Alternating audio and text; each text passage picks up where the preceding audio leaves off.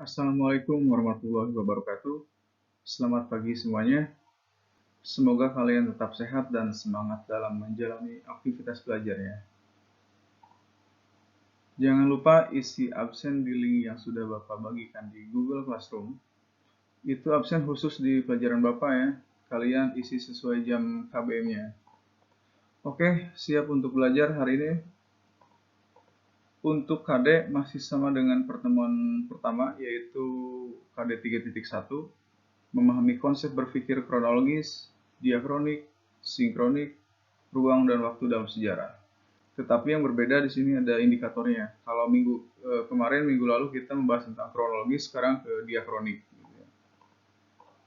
Sebelum Bapak masuk ke materi inti hari ini mengenai diakronik, minggu lalu atau di pertemuan pertama kita membahas tentang kronologis. Perlu Bapak sampaikan bahwa sebetulnya antara diakronik dan kronologis itu sama gitu ya. Kronologis itu cabang dari diakronik. Cabang yang pertama dari diakronik. Oke.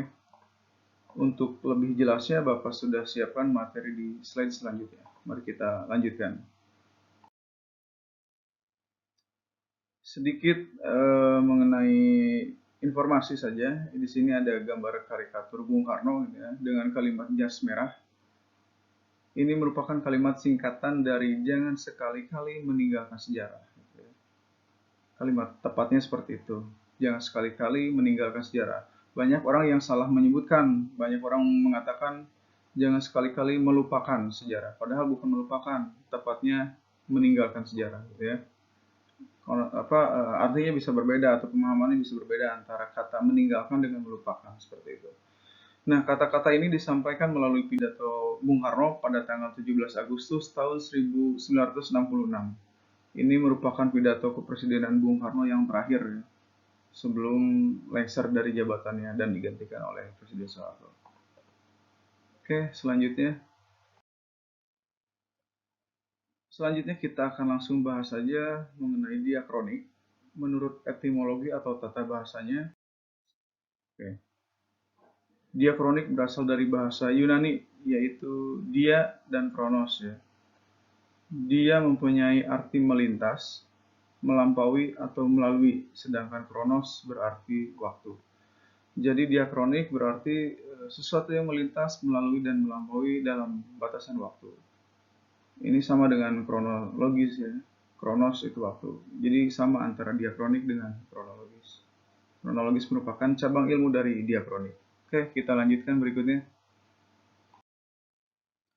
Cara berpikir diakronik dalam mempelajari sejarah. Ini materi utama kita untuk hari ini di pertemuan kedua. Oke, kita lanjutkan. Nah, metode diakronik ini bisa digunakan jika kita ingin mempelajari suatu peristiwa dalam sejarah yang rentang waktunya memanjang ya. Nah, ini supaya kita tidak kebingungan untuk ketika mempelajari peristiwa sejarah yang rentang waktunya memanjang itu, maka kita perlu membuat periodisasi dan kronologi. Jadi cabang diakronik itu ada periodisasi dan kronologi. Kronologi sudah kita bahas minggu lalu dan hari ini atau sekarang kita bahas periodisasi. Ya, periodisasi terlebih dahulu atau yang pertama. Oke, Bapak lanjutkan berikutnya.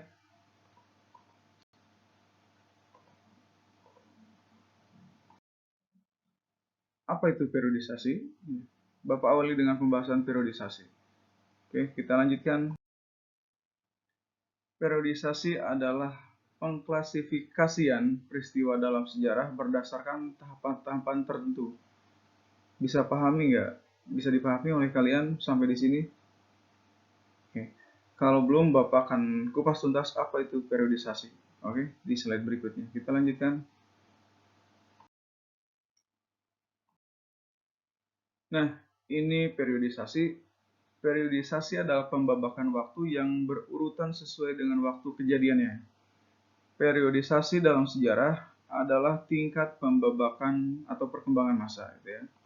Di sini ada contoh-contohnya dimulai dari masa Praksara yang pertama, kemudian masa Hindu-Buddha, dilanjutkan ke masa Islam, masa kolonialisme bangsa Barat, masa pendudukan Jepang, masa revolusi, masa Orde Lama, masa Orde Baru, dan yang terakhir ada masa reformasi. Jadi itu untuk menyebutkan apa ya, menguraikan, bukan menguraikan, menyebutkan pembabakan waktu dalam periodisasi gitu ya. Tapi kalau kalian menguraikan waktu, kita berarti sudah menggunakan berpikir kronologis. Untuk periodisasi hanya mempersingkat waktu gitu ya, masa-masanya saja. Oke, kita lanjutkan lebih jauh lagi pembahasan materinya. Nah, ini tadi yang Bapak jelaskan di masa praksara ya. Ini gambar masa praksara, gambarannya seperti ini. Ini masa di mana manusia belum mengenal tulisan atau disebut juga dengan zaman purba gitu ya. Ada manusia purba, ada hewan purba gitu. Nah, masa ini sangat panjang.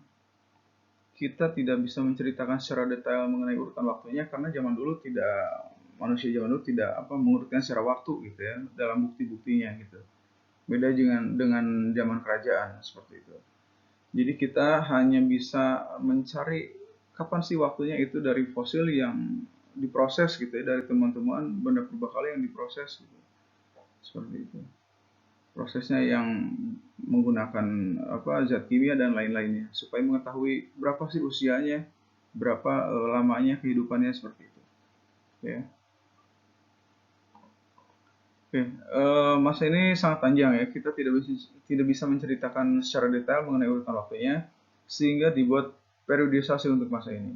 Dengan kita menyebutkan masa praksara, ini kita sudah bisa paham tentang gambaran kehidupannya seperti apa, gitu ya. Oke.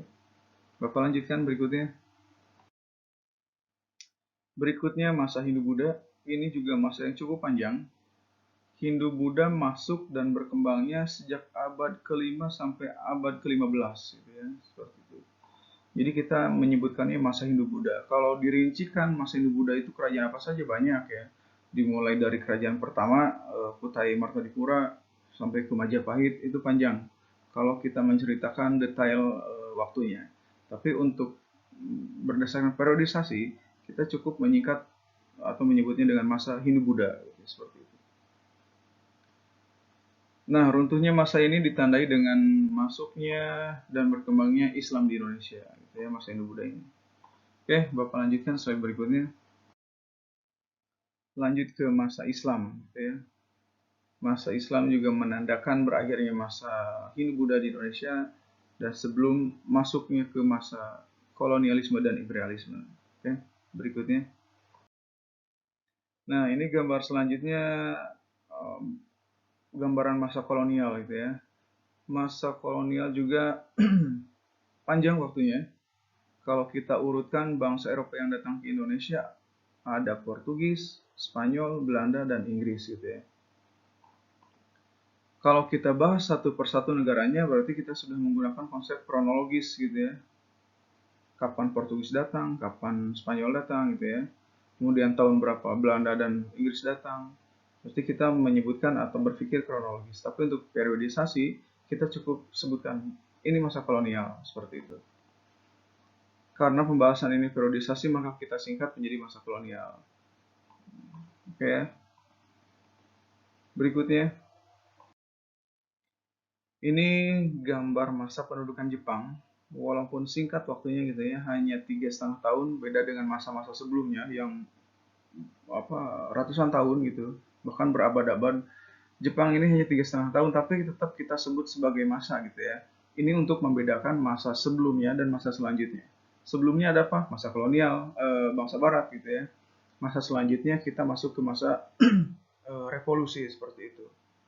Oke. Nah, ini untuk memisahkan dengan masa sebelumnya tadi. Makanya disebut masa pendudukan Jepang, berbeda dengan masa sebelumnya. Kita lanjutkan masa setelah pendudukan Jepang. Berikut ini masa revolusi. Apa sih revolusi itu? Mungkin kalian ada yang belum tahu gitu ya. Revolusi Nasional Indonesia adalah sebuah konflik bersenjata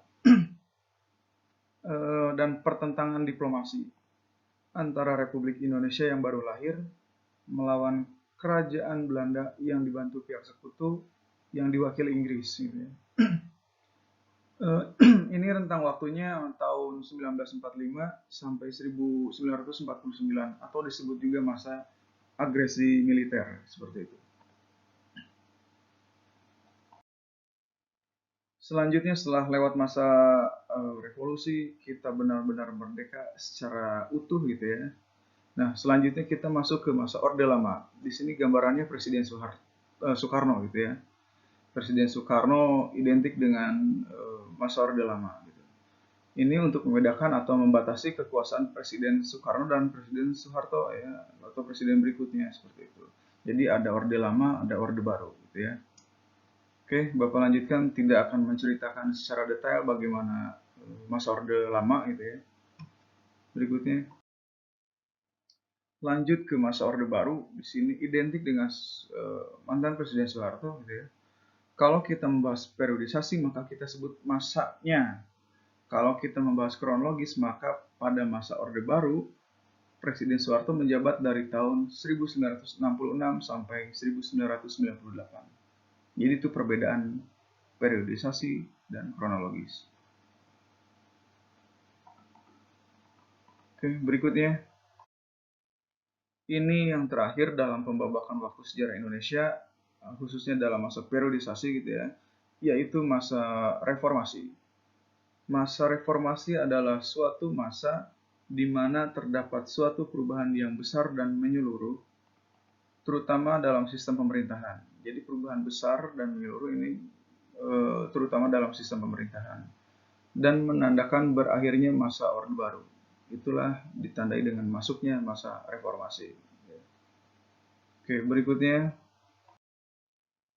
Sekarang kita masuk ke apa itu kronologi gitu ya.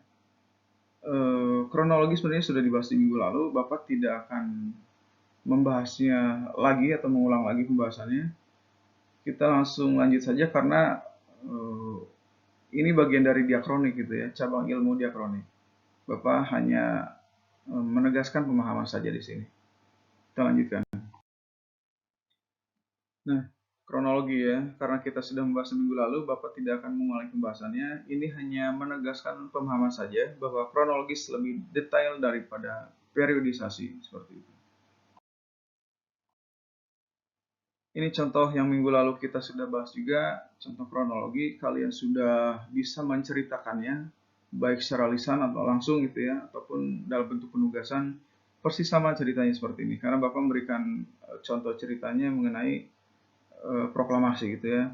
Awal mula proklamasi seperti apa. Nah, dari peristiwa ini, 69 Agustus Hiroshima, 14 Agustus terjadi vacuum of power, 16 Agustus ada peristiwa Rengas Dengklok, dan yang terakhir pembacaan teks proklamasi tanggal 17.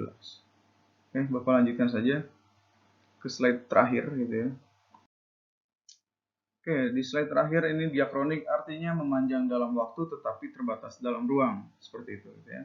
Oke, kesimpulannya, diakronik adalah suatu metode atau cara mempelajari sejarah dengan melalui, melintasi, melampaui, dan menjelajah waktu sehingga bisa menguraikan peristiwa secara detail.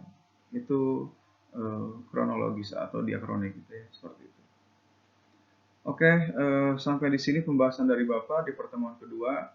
Untuk minggu depan kita akan membahas materi konsep berpikir sinkronis atau dalam ruang gitu ya, meluas dalam ruang. Oke, silahkan sebelum minggu depan kita mulai pembelajarannya, Bapak harapkan kalian membaca dan mempelajari dulu apa sih sinkronik gitu ya. Oke, untuk materi diakronik Bapak cukupkan sampai di sini. Terima kasih bagi kalian yang sudah bergabung dan tetap semangat untuk belajar gitu ya. Mudah-mudahan situasi dan kondisi seperti ini segera membaik, segera kembali normal supaya kita bisa bertatap muka langsung ya. Oke, terima kasih perhatiannya. Bapak tutup saja. Wassalamualaikum warahmatullahi wabarakatuh.